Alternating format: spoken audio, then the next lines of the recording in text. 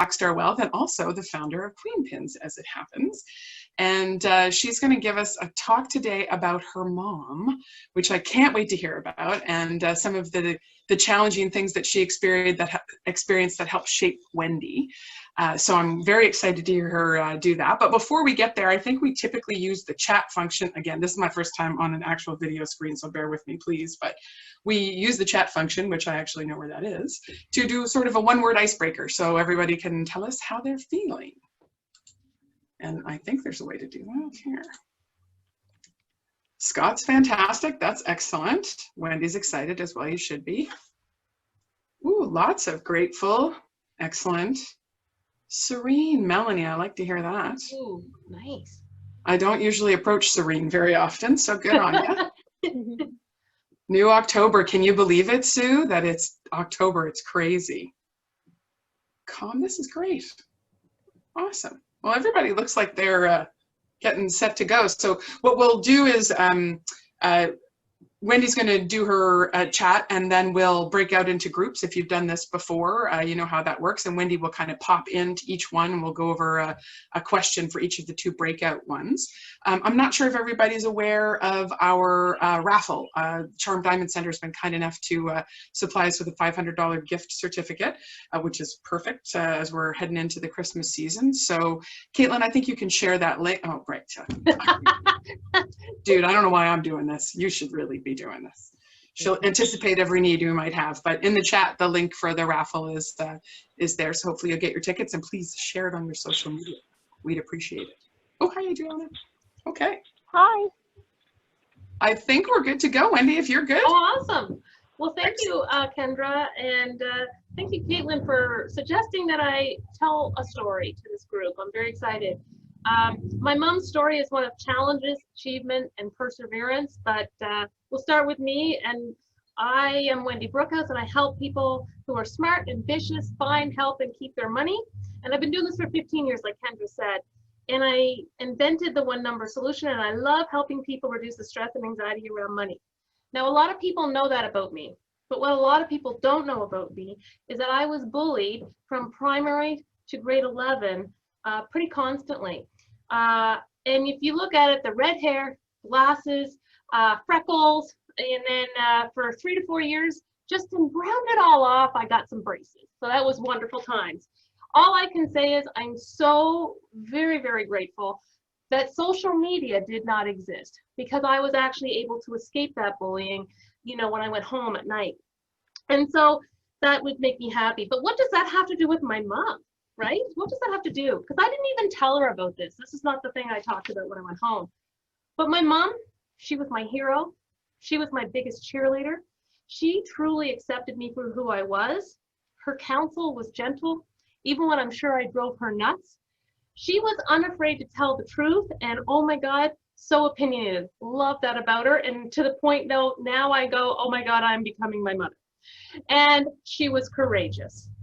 When I was very young, I don't even remember before this time, my mother had to retire from nursing because she lost all of her vision, or most of her vision. She went on the Canadian pension plan and became a full-time mother. And I can't really imagine how difficult the time this was for her, but I absolutely had no indication that there were any issues from her when she went through that transition. Now, we were on a farm, and so in addition to being my mother, we had a garden that was the size of a football field. She made homemade bread I did not eat. I actually thought Wonder Bread was a treat because I had homemade bread the entire time I was growing up. We would just argue over, hey, Mom, you should probably make more molasses bread. You know, that was our whole pitch, trying to get that. And my brother and I would get home, and if we knew it was a bread day, the first person off the bus that could yell crust got the crust. So it was a big deal, big deal. And the gardening, I got to tell this story because of the visual. So we ordered every year from the Bessie Seed catalog. Anyone remember that thing? So she ordered from that. And one year, it wasn't until we went to harvest all the beets that we realized she had bought radishes. Because they looked like beets. You know, some other stories. She ended up going back to school part-time, the Nova Scotia Teachers College, if you couldn't recall that. And she took a whole bunch of courses there. And she would listen to books on tape to actually get the you know, coursework and stuff, except of course if it wasn't.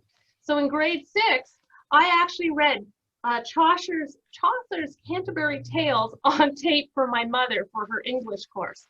I can't imagine how bad the pronunciation was in that recording for my mother. She also took a lab course at the Nova Scotia Agricultural College. Like really, she just decided she wanted to learn something. She went out and did it. She also struck out on her own. She left my dad when I was in grade 11, a few months into grade 11. And it's the only actual time I saw her appear a little defeated, in the sense that there was one night when she actually kind of cried on my shoulder about the whole thing. And but then she just did it. She executed, we're going this day. She lined everything up. And next thing you know, I'm living in Truro, where I actually ended up sharing a bed with my mother for 6 months because that's what we had to do. And so, but you never saw her attitude being defeatist after that, once she'd made up her mind.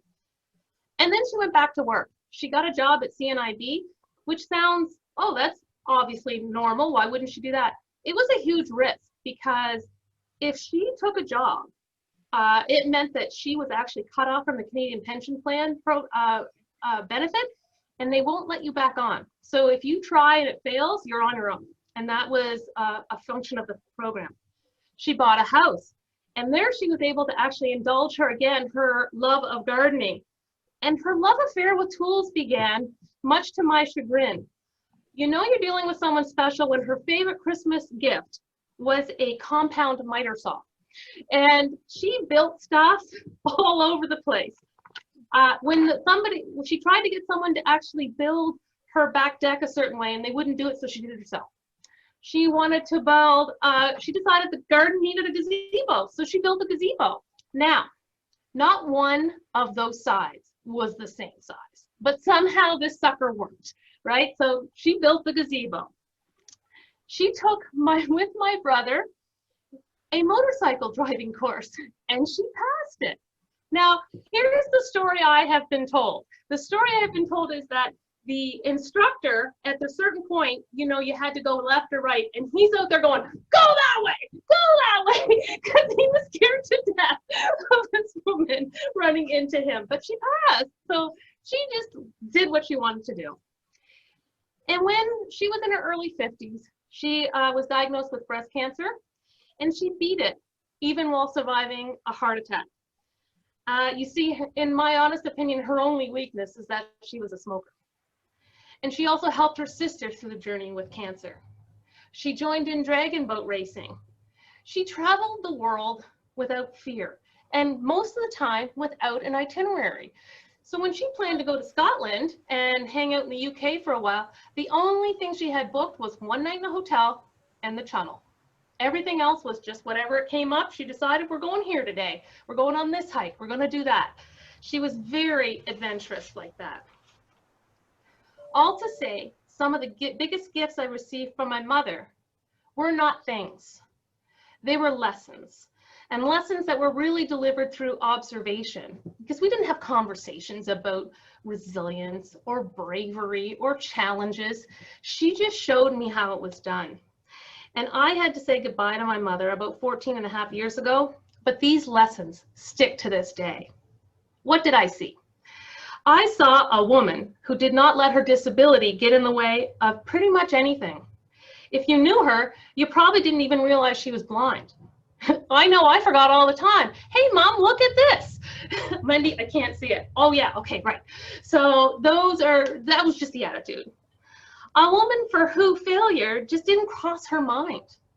I want to learn how to do that. Okay, I'm just going to go do that. It just didn't cross her mind that there was an option for failure. Okay, we're all sitting down. This is good. If I could change the world by worrying, I would worry a half-hour solid a day. Begin as you wish to continue. And this one was always applied. People are going to show you through actions who they are, and you should believe them. It isn't going to change. So Sylvia's story continues to inspire and drive me. And I know it's gotten me through some good times and bad times. And I'm sure it's her spirit that got me through, all the times in school. And it gave me the resilience to see the good and ignore those who aren't cheering me on. And I hope that today it inspired you as well. And that's Sylvia's story. That's awesome, Wendy. Thank you so much. I can feel that I'm a little teary thinking about my mom, who I lost 20 years ago. Right. And she was also a brave, extraordinary woman too. I did have an opportunity to actually chat. Oh, I totally am crying, sorry. I did have an opportunity as we got older before she passed to have some of those conversations about resilience and about those things, but leading by example is so powerful. That's phenomenal.